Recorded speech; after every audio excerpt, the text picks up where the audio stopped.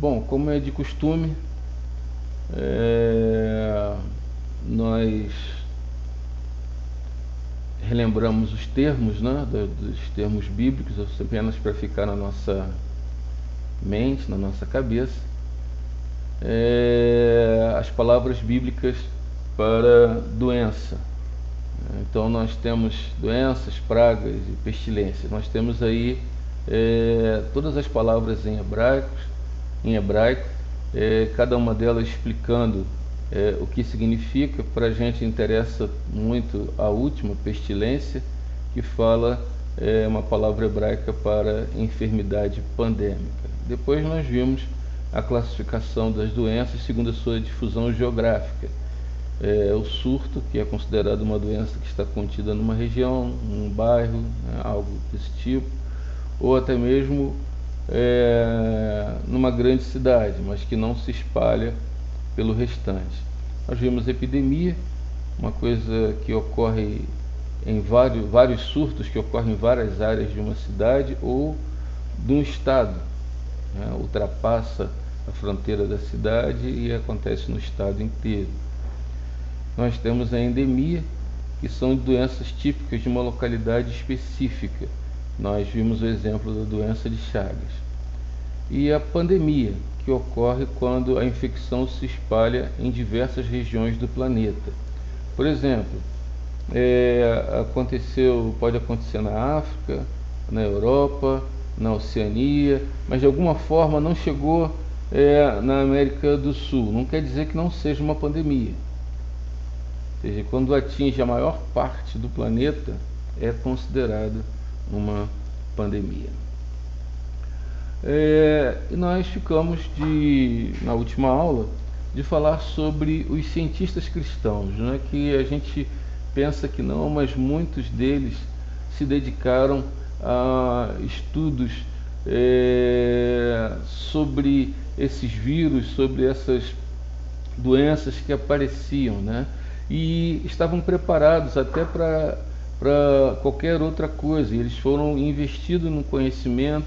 Então toda a classe médica, quando aparecia uma epidemia ou uma pandemia, eles se dedicavam a estudar. E muitos desses cientistas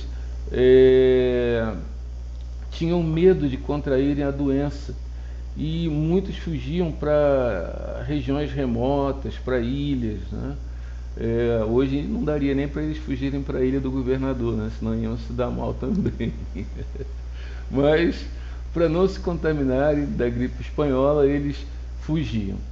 E houve um registro numa revista médica americana, que eu não me lembro o nome agora, dizendo que os cristãos foram os únicos profissionais que ficaram quando a gripe se tornou mais forte. É claro que uma conduta profissional dessa de fugir do país quando ele é mais necessário, né, da presença desse profissional, isso gera uma situação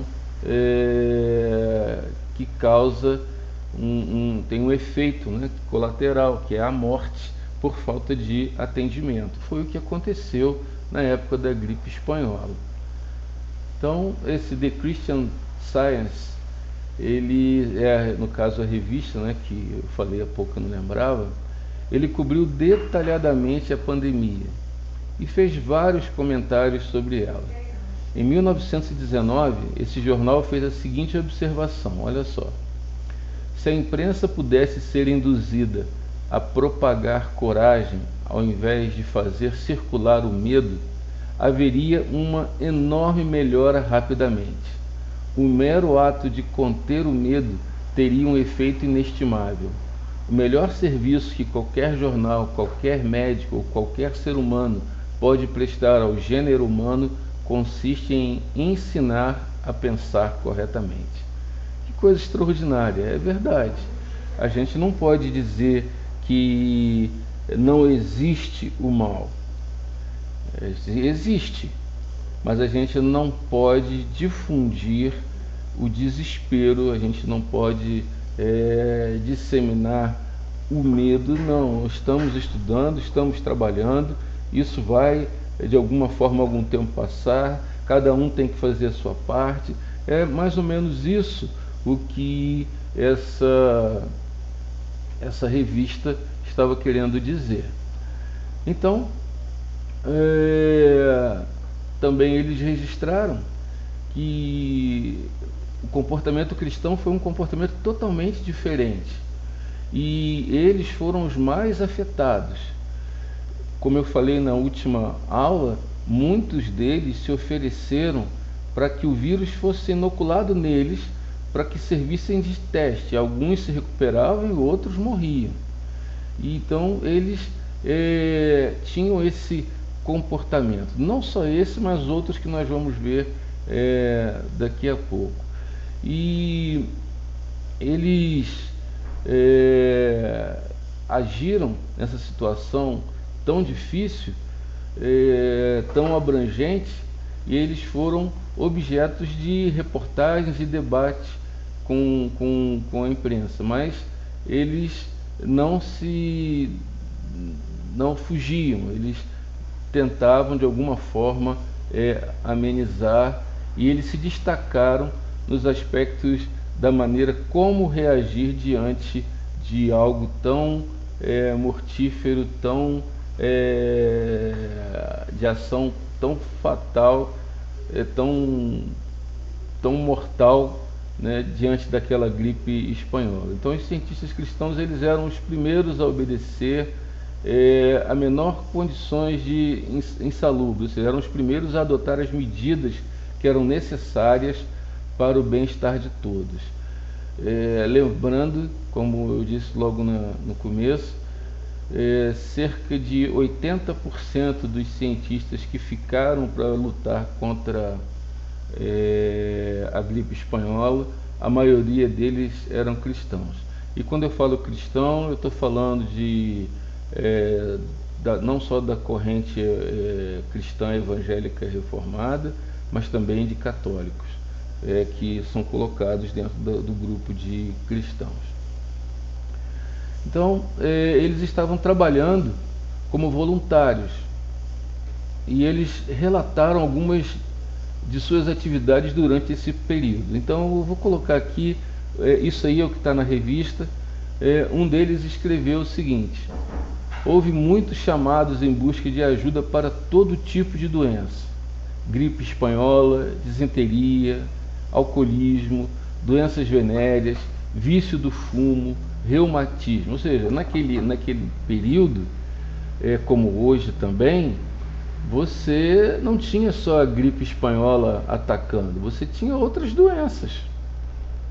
E eles se dividiam para atender não só aqueles que estavam infectados com o vírus da gripe, mas também em outros casos. Houve também chamados de homens que tinham sofrido ataque de armas químicas, lembra? Nós estamos falando da Primeira Guerra Mundial, e que estavam no hospital. Em muitos casos, esses jovens foram orientados a usar a Bíblia como sendo uma fonte de consolo. E um jovem que estava com a gripe, que foi curado, ele conta a esse médico que por muitos anos ele tinha medo de contrair a tuberculose, mas que agora já não tinha mais esse medo. Por quê? Porque a Bíblia, como palavra de Deus, conforto, consolo, tirou do medo dele, do coração dele, o medo. Eu acho isso extraordinário, para mostrar como nesse período os enfermeiros, que são os guerreiros, os médicos, os plantonistas que estão nesses hospitais, servos de Deus, como eles podem fazer a diferença numa situação como essa. Outro relato também dessa revista, ele fala o seguinte, que durante aquelas semanas de estresse, medo, cientistas cristãos de toda parte ficaram muito gratos por saberem que Deus é bom e pela certeza de que estavam protegidos. Eles disseram: Deus é bom, Deus sabe que eu preciso estar aqui para não só falar da palavra dele, mas também para ser um instrumento de ação na vida dessas pessoas, e eles se prendiam muito a essa verdade. Eles, todas as vezes que eles iam para o trabalho, eles faziam o culto deles, faziam as suas orações, e com essa compreensão eles foram capazes de prestar ajuda imensurável àqueles que estavam sofrendo. Em muitas áreas, cristãos, ao serem informados de que um distrito estava em quarentena e que se entrassem ali eles seriam obrigados a permanecer no local, eles entravam e ficavam lá, levando não só a resposta científica, né, que a revista chama de cura, mas também o conforto para muitas pessoas. Ou seja, ele entrava sabendo que não podia sair, mas ele se sacrificava por aquelas pessoas, não só para que elas pudessem ficar boas fisicamente, mas para que elas também pudessem ouvir a palavra de Deus. Então, outros relatos desses cientistas cristãos que está naquela revista é que durante a epidemia, um médico cristão ainda jovem ficou responsável por 36 pessoas infectadas. Ele foi até cada um dos pacientes e tentou tranquilizá-los e amenizar o medo que sentiam. Os médicos ateus logo começaram a recorrer a ele em busca de ajuda, e ele veio a ocupar uma posição de muita responsabilidade e importância. Outro médico cristão lia o Salmo 91 para os seus pacientes. Embora estivesse apenas no começo da sua vida cristã, colocou em prática o que sabia sobre a verdade e foi capaz de curar uma febre muito alta que afligia um dos seus pacientes. Ou seja, quando ele registra aqui, lembra que esse é um registro médico, de pessoas que não eram crentes, né? Então, quando fala que ele foi capaz, entenda que foi Deus que curou, tá? E junto a isso, Deus usou o que eles tinham em mãos, porque eu creio que dentro dessa graça geral, Deus usa a medicina para curar as pessoas. Então, essa é a leitura que eu faço desse relato, mas achei muito interessante, muito lindo, por isso eu botei aqui, porque serve para a nossa edificação. Há outros relatos sobre condutas dos servos de Deus nessa área médica, mas eles e outros cristãos foram notáveis durante a pandemia da gripe espanhola. Ou seja, não dava para colocar tudo aqui, senão a gente ia passar aqui dias e dias falando sobre o trabalho que eles fizeram, o enfrentamento a essa doença, os seus próprios desafios durante a pandemia da gripe espanhola. Eles demonstraram que as escrituras e a ciência podem andar juntas e que a ciência foi dada por Deus para o bem do homem e não para negar a sua existência. Isso é que a gente tem que ter em mente. A ciência faz parte da graça geral de Deus, que Ele usa para benefício de toda a humanidade, dessa humanidade perdida que se desviou dele. Isso é uma verdade que muitas pessoas precisam entender. Bom, terminamos com a gripe espanhola e eu quero dizer aos irmãos que nós já estamos terminando, porque a gente já não deve estar mais aguentando falar sobre pandemia diante de tanto sofrimento que existe por aí, mas falta pouquinho. Eu quero só chegar na AIDS e na Covid e parar. Então eu vou pular algumas doenças que não foram tão graves assim. Mas a gripe asiática, ela foi considerada uma pandemia pela Organização de Saúde da época. Essa gripe era uma diferente, ela é o H2N2, ou seja, o número que ela causou foi até de 2 milhões de mortos, e a temporada dela foi de 1957 a 1958.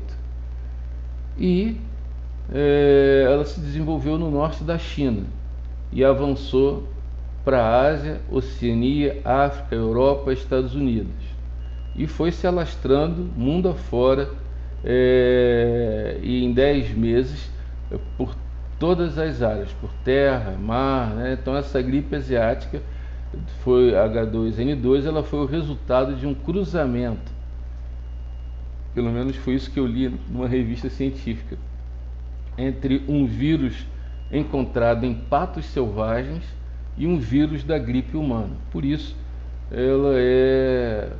ela foi chamada mais tarde sob gripe aviária, mas ela acontece esse H2N2.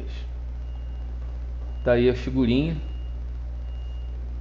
tão minúscula, né? Aqui você pode ver desse tamanho, mas você tem que ver por um microscópio, ele não é visível assim, evidentemente. Então, a gripe asiática foi uma das maiores pandemias mundiais de gripe, considerando o século XX, né? Então, o seu nome advém da origem da estirpe viral, né, que é causada pela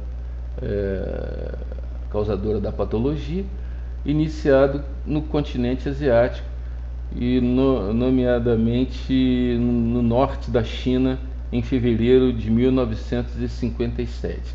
Esse período de 1917 a 1962 foi um período de grandes enfermidades no mundo inteiro, foi um período de grandes pandemias, né? O vírus ele se expandiu rapidamente e em 2 meses ele vai para Singapura, Hong Kong, de onde se disseminou para outros pontos do globo, foi para o continente australiano, para a Índia, e em meados de 1957 toda a zona oriental asiática se encontrava afetada pela gripe, atingiu um grande número de pessoas. E no início da segunda metade do ano, o vírus atingiu a África, disseminando-se em direção à Europa e da Europa para os Estados Unidos, onde chegou em outubro desse ano. Essa expansão rápida dessa doença entre o continente africano e a Europa, os irmãos sabem que foi em decorrência dessas colônias europeias que haviam em diversos países africanos, né? Então essas colônias, elas eram ali controladas por europeus, e quando eles voltaram para os seus países de origem, eles levaram a doença. Então, em Portugal, a gripe entrou no dia 7 de agosto desse ano de 57, e através do desembarque de passageiros, todos eles provenientes da África. E segundo o registro histórico, um navio que vinha de Moçambique, onde a epidemia estava intensa, fez com que esse vírus chegasse em Portugal. E o pico da infecção foi em outubro, que foi coincidindo com o quê? Com inverno, com tempo frio, e o que aumentou a aglomeração de pessoas em espaços fechados. Então isso facilitou o trânsito do contágio. É o que nós vemos hoje as autoridades pedindo, que não haja aglomeração, mesmo em espaço aberto é perigoso, que não pode ter aglomeração em ambientes fechados, porque facilita o contágio do vírus, né? E dependendo dos locais, a incidência dessa gripe variou entre 20% a 80% do total da população, o que provocou cerca de 1 milhão de mortos em todo o mundo. Lembra que a gente não pode ter uma visão meramente estatística de mortos, não é verdade? A gente tem que entender que são pessoas, e 1 milhão de pessoas é trágico. Não importa se foi 5, 10, 15, é trágico. Então, essa rápida expansão da gripe em 57 também se deveu ao surgimento de importantes mutações que esses livros científicos dizem, né? As mutações nos antígenos de superfície do vírus, tornando-se bastante diferente do primeiro vírus que contagiou no ano anterior. Então, como esse novo subtipo de vírus do influenza, denominado H2N2, ele não era conhecido pelo sistema imunológico, ou seja, ele não conhecia esse vírus. Então, o corpo reagia de uma forma de não atacá-lo, muitas vezes. E rapidamente conseguia infectar. O hospedeiro, por sua vez, atuava como novo agente disseminador e, além disso, o desenvolvimento dos meios de transporte naquela época permitia um grande fluxo de pessoas, rápido e intenso, né? Então, por diversos pontos do planeta, iam se acelerando a propagação da gripe. Eu vi numa postagem do pastor Antônio Carlos, meu amigo lá da Betânia, ele mostrou uma foto do BRT em plena pandemia, totalmente lotado. Então, os meios de transportes, até eles têm que determinar o número de pessoas. Aqui em Teresópolis, antes do lockdown, e durante o lockdown, só era permitido que um ônibus que saísse aqui de Teresópolis para o Rio apenas com 12 pessoas espalhadas. E assim está acontecendo. Então,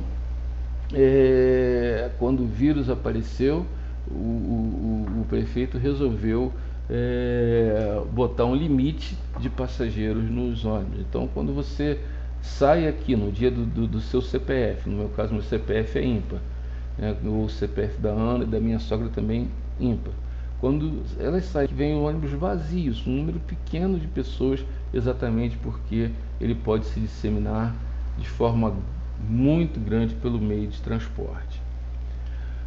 Como todas as gripes, ela se caracterizou por uma doença infecciosa aguda, ou seja, do aparelho respiratório, e altamente contagiosa, quer de forma direta, quer indireta, através de objetos contaminados com secreções que eles chamam de nasofaringe, ou seja, é o trato respiratório.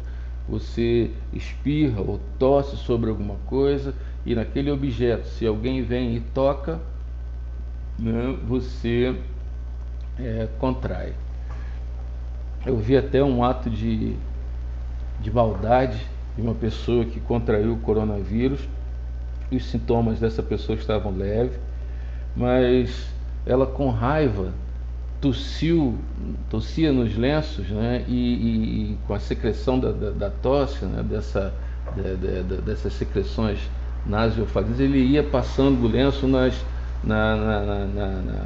na maçaneta dos carros para que as pessoas pudessem pecar. Olha só aonde chega a maldade humana, né? Os sintomas são principalmente, olha só como é parecido dessa gripe aviária: febre, que é comum no coronavírus, fraqueza também, dores musculares, dor de cabeça, prostração, tosse, coriza, e em alguns casos náuseas, prisão de ventre e perca de apetite. Então, reparem que esses vírus, eles têm uma classe, eles vão mudando de número, né?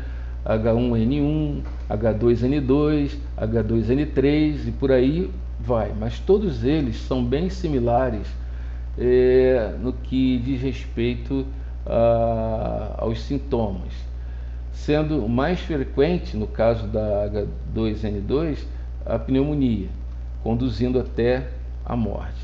Essa evolução afetava principalmente crianças muito jovens, idosos e pessoas com sistema imunológico debilitado, ou doenças crônicas, né? Problema que afetam o coração, pulmões, rins e outros órgãos vitais. Ou seja, se a pessoa era um hipertenso, tinha algum problema renal, alguma coisa, os vírus eram um lugar onde eles se davam muito bem e atacavam com bastante facilidade.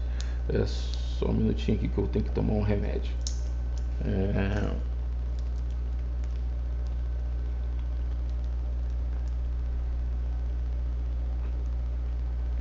Então essa é a razão porque nós devemos ter todo o cuidado. E eu quero só reforçar que em todas essas situações, tanto na gripe espanhola como na gripe asiática, a igreja teve grande atuação. A gente sabe disso por meio de pequenos relatos que a gente encontra dentro da relação da igreja e as pandemias, mas como nem todo aquele que conta a história é um cristão, nem sempre é mencionado. Então, uma vacina foi produzida em 1957 para o H2N2 e a pandemia foi diminuindo. Infelizmente, não teve vacina para todos. Mais ou menos o que a gente vê hoje, né?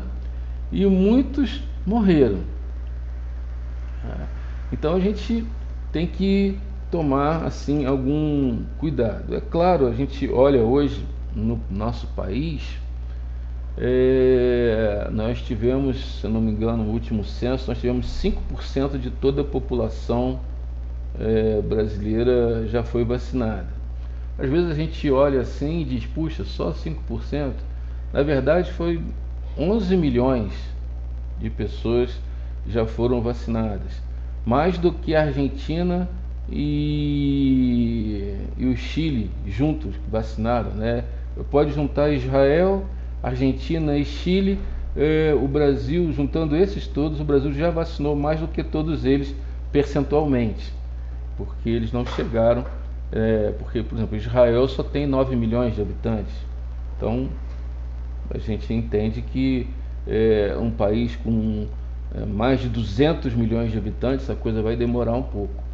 Então, mas infelizmente a demora vai causar a morte de muitos. Então houve uma segunda onda em 1958. Eu detesto falar em onda, mas né? Mas houve uma segunda onda em 58 e o H2N2 passou a fazer parte regular da gripe sazonal. E eu creio, infelizmente, que vai ser assim com a Covid-19. A vacina vai surgir, ela vai ter efeito. Essas vacinas que estão surgindo agora para uma emergência, mas vão se produzir vacinas mais eficazes e essas vacinas vão atender a esse aparecimento sazonal do Covid. Ela vai fazer parte da nossa história, infelizmente. Eu creio assim, posso estar errado.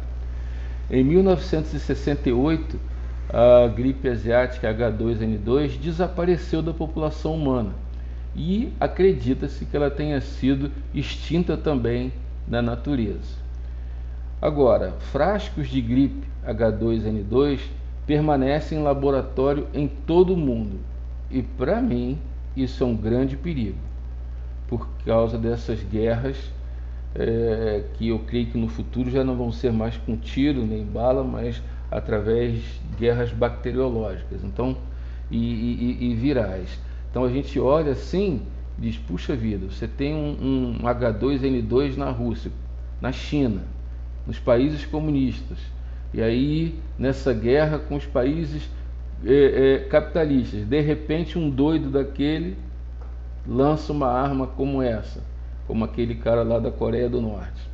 Isso pode acontecer tranquilamente. Bom, chegamos à febre amarela.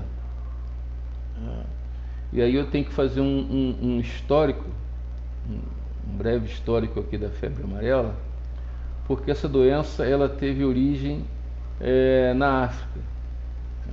Não em África, mas na África. De onde foi se espalhando para a América do Sul. Como? Através do comércio de escravos no século XVII. Então, olha só, esse tráfico de escravos trouxe não só esse tipo de doença, né? Não só a febre amarela, mas outras doenças também que não vou falar nelas agora, talvez não fale nesse estudo mais. Mas desde então, o que tem ocorrido vários surtos dessa doença na América, África e Europa. E nos séculos 18, 19 também a febre amarela era uma das mais perigosas doenças infecciosas. E eu vou só focar no Brasil, no caso aqui, porque a gente tem um vasto material, também resolvi não abordar tudo, porque senão ficaria um tratado de doutorado, né? A febre amarela ela foi o maior problema de saúde pública do país desde o meados do século XIX até quase os meados do século XX. É isso mesmo. O vírus ele foi responsável pela doença que circula pelos seus hospedeiros, animais e humanos, no interior, e bate as portas também das grandes cidades, das cidades mais populosas do litoral, e vai se reproduzindo através do seu hospedeiro, também nas áreas urbanas. E quem que transmite? Olha só, esse Aedes aegypti, o mesmo que transmite a febre amarela, transmite a dengue, a chikungunya, e até hoje isso é um mistério para os cientistas, né? Mas a doença ela não irrompe apenas nesses cenários, como nós falamos de febre amarela, mas ele compartilha várias doenças que hoje nós temos que tomar cuidado com ela. Ou seja, é um enigma como é que um mosquito consegue trazer em si tantos vírus nele, né? E é claro que a tese é que ele vai lá e pica um animal que está com um determinado tipo de vírus, eles se misturam ali, não se atacam, e quando ele pica o ser humano, se mistura com o ser humano e o sistema imunológico não identifica e ele mata tem o poder de matar o seu hospedeiro. E aqui eu falo testemunhas porque eu fui pesquisar na Fiocruz e eles não têm assim um dado estatístico, eles não tiveram a preocupação de fazer uma relação sobre a eclosão da pandemia que apareceu nos meados do século XIX na capital do Império Brasileiro. Lembra que é Rio de Janeiro, estamos falando do Rio de Janeiro. Então, a chegada de um navio negreiro procedente de Nova Orleans, que fez escala em Salvador, antes de atracar no Rio de Janeiro, 3 de dezembro de 1849. Em fevereiro de 1850, a febre amarela se apossou da cidade e já havia se disseminado pelas praias dos Mineiros e do Peixe, Prainha e Praia da Saúde. Eu quero só dizer para vocês que eu não conheço essa praia. Essas praias são praias extintas na cidade do Rio de Janeiro, e foram além, né?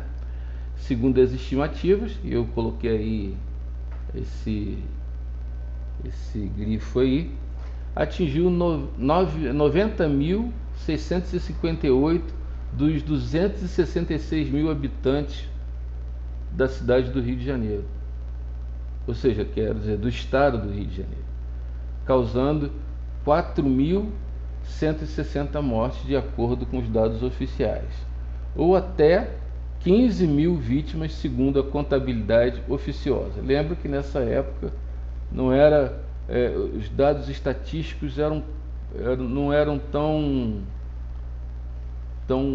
bem feitos como hoje, né?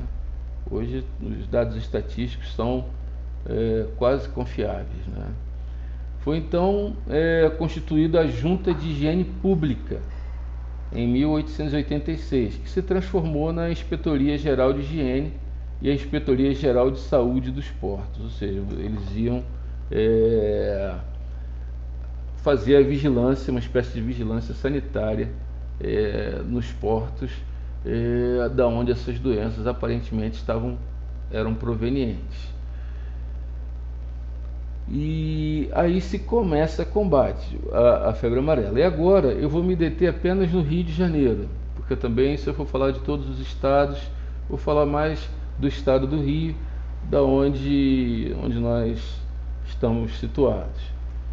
E quando Oswaldo Cruz foi nomeado para a Diretoria Geral de Saúde Pública em 1903, a febre amarela era o principal problema sanitário da capital federal.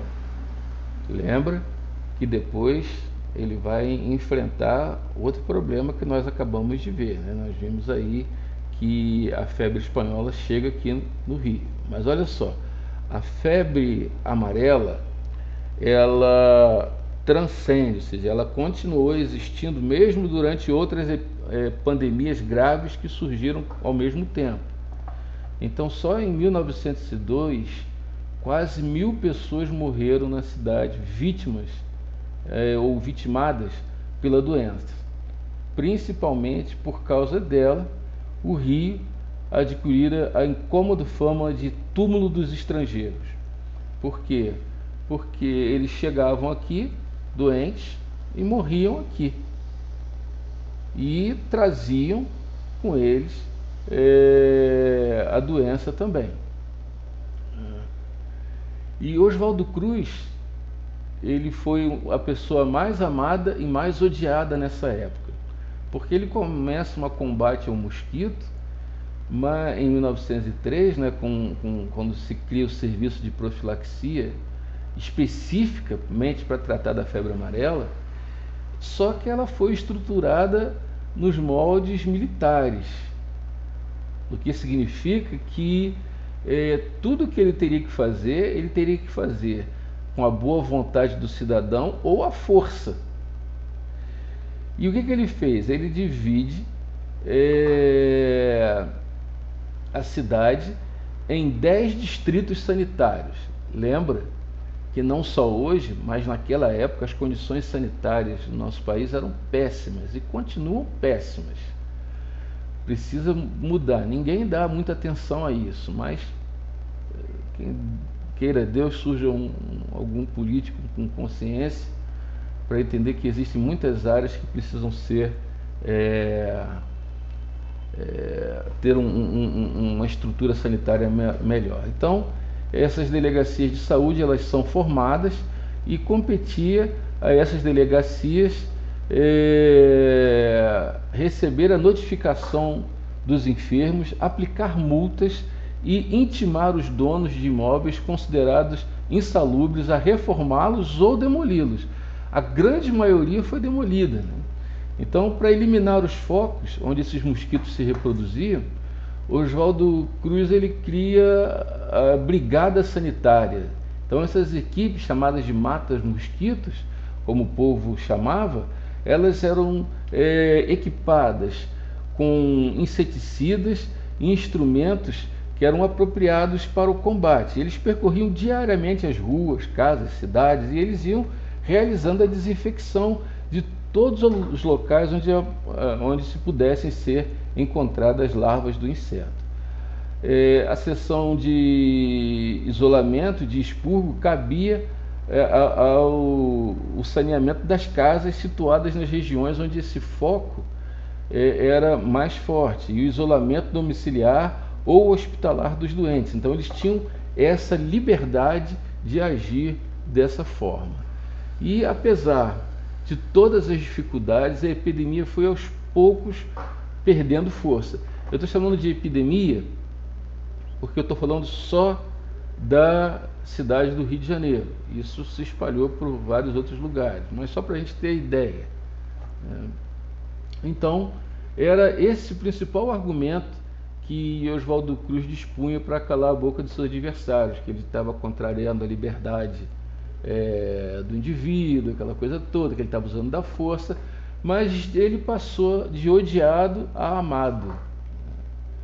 no início de 1907, já não se falava mais de epidemia de febre amarela no Rio de Janeiro. E Oswaldo Cruz, ele cumpre a sua promessa. Em março daquele ano, ele pôde, enfim, escrever ao presidente Afonso Pena a seguinte frase: graças à firmeza e vontade do governo, a febre amarela já não mais devasta sob a forma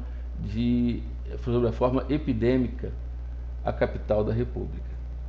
Irmãos, quando a gente... Mas é claro, no restante do país, a febre amarela continua até 1962.